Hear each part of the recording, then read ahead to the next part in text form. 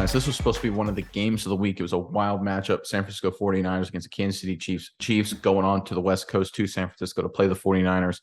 It wasn't a game. The Chiefs absolutely dominated, obliterated the 49ers on both sides of the football. But I want to talk about the offense, Miles. There's a lot of questions coming into the season. Tyreek Hill gone, some new guys. There's been some growing pains, but there's been some huge days that crushed Arizona, crushed Tampa, had a few quieter days mixed in there. But we're starting to see this offense with all of these guys, Travis Kelce, MVS, McKinnon, Pacheco. We're seeing all these guys come out and make plays. And this may be the deepest, most talented offense in all the NFL right now. I don't know how they can be really stopped. And their defense is making plays today too. And I know you got some thoughts you really want to cover, but before I hand it over to you, Chiefs fans, look, this is a dominating victory. The Chiefs look as good as any team in football right now. Them and Buffalo are 1A, 1B, and right now the Chiefs don't look stoppable on offense. They just frankly don't. But there's going to be one guy on this football team that you think really stood out, was the MVP of today's performance. And we want to hear from you in the comments section below. Give us your MVP, the guy who you really thought stood out and carried this team to a huge road win. But Miles, what are your thoughts on the Chiefs right now? I mean, are they stoppable? Well, Nick, I don't know if you can see this sign behind me. It says winners win, losers lose. And the Chiefs are winners. And they definitely win games. Like people wondered at the beginning of the season, is Tyreek Hill being gone going to be an issue? Obviously, that's a lame narrative because now we know it didn't really matter. Patrick Mahomes is the key to the team. Tyreek Hill is a good player, but Patrick Mahomes is great in his own right, and it doesn't matter who's around him. And the receivers, highlight of today, almost 3 guys, 100 yards receiving. Obviously, you had Juju Smith-Schuster, 7 catches, 124 yards and a touchdown. Big play, though, 45-yard catch. You got MBS, who also had 3 catches, 111 yards, 57-yard catch, another big play. And then, obviously, Travis Kelce, 6 catches, 98 yards. So another big game for the Chiefs. A lot of explosive plays. They can get it done from anywhere on the field. And they didn't really have to rely on the running game all too much. Although some of their most effective plays were those crazy jet sweep type plays with Mecole Hardman for a couple scores. So getting him even more involved in that aspect. And that's the real key to this Chiefs team, I think, Nick, is they just get everybody involved. Juju got the ball. MVS got the ball. Travis Kelce got the ball. Jerick McKinnon got the ball. Mecole Hardman got the ball. Hilaire, Pacheco, every single person got a touch on the ball today.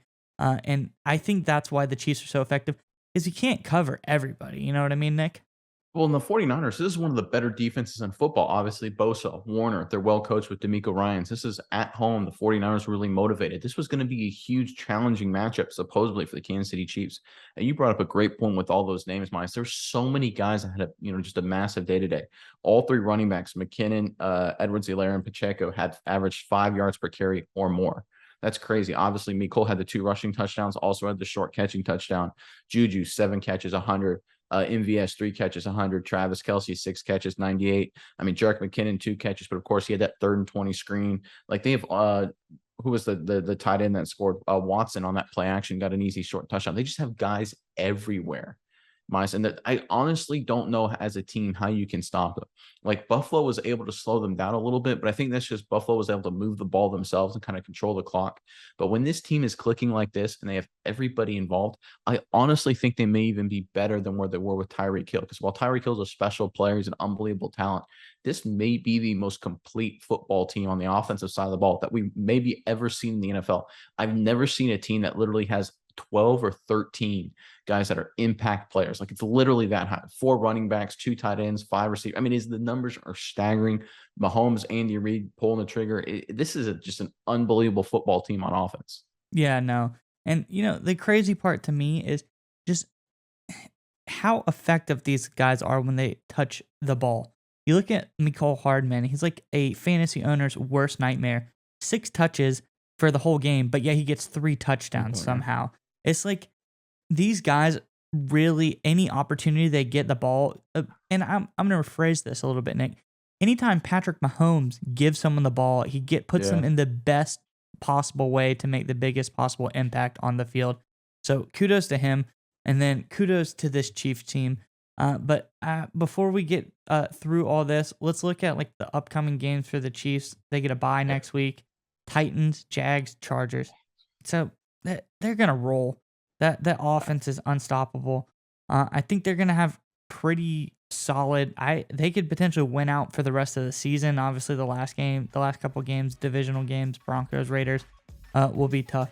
But this Chiefs team is on a tear, and quite frankly, like they're AFC Championship bound if they keep up this kind of performance.